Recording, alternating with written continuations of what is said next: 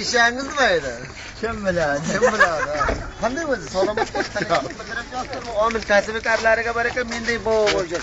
Yurudinglar qorli tog'da qimiz ichib, nega kelding mahallaga ko'tin qichib.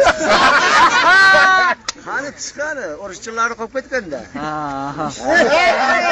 Shuncha deta om seni nolishlaring, qayrilma qoshlaring kirib chiqish bilan ishi yo'q, og'zi bittam tishi yo'q. Gar oyog'ing og'risa, Tilab ko'padi doktor. gar oyog'ing og'risa tovoningdan qon oldir. Agar cho'choq turmasa qora negerga soldi. Boshqa tilish. Sigaret beraymi?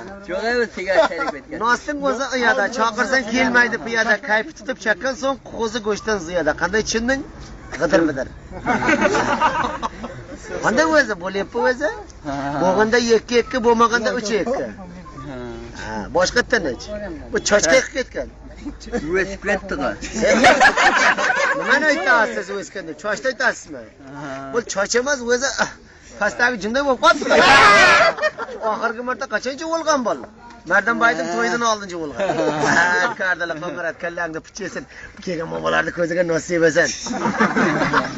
Bego cho'ri pulingni olib beraman, nima qilasan yuvajiga deysan-da. Ha, kardalar qo'ng'irat. Bovo bor. Ha, endi okajon bunday bovalarni ko'ziga nasib qildi. Hozirda yurdik. Qo'ylarni boqdik. Tovonlarimiz yorilib qolgan. Ishonmaysanmi? Ishonmasak Mardanboydan so'ra. O'zing ham tinchmasin, tovushingni eshitsam julag'im keladi.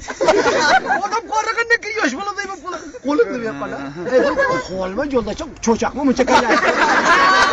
Qo'shiq aytib o'tdi-da, qo'shiq. Sira yo'q bu yoqda. Ertaga muhayyo desa muhayyo bo'ladi. Choy polva qayerga?